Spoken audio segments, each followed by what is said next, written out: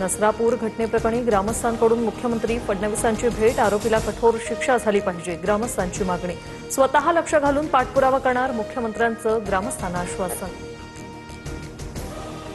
उपमुख्यमंत्री एकनाथ शिंदे आणि ठाकरेंचे खासदार संजय दिना पाटलांचा एकाच कारमधून प्रवास।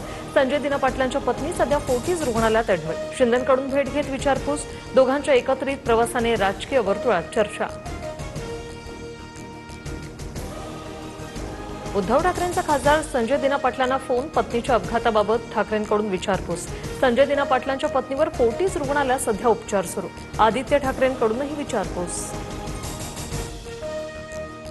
एसआरपीएफ परीक्षेत खासगी प्रकाशकाच्या पुस्तकातील 85 प्रश्न जसेच्या तसे, प्रश्नपत्रिकेतील 100 पैकी 85 प्रश्न एकाच पुस्तकातून घेतल्याचं समोर। चौकशी अहवाल येईपर्यंत एसआरपीएफ गट 5च्या भरतीला स्थगिती। राज्यभरात ठिकठिकाणी अवकाळी पावसाच्या सरी। नंदुरबार, गोंदिया, भंडारा, नागपूर, वाशिमसह हिंगोलीत वादळी वाऱ्यासह गारांचा पाऊस। कापणीला आलेल्या धान पिकांचं नुकसान, शेतकरी चिंतेत।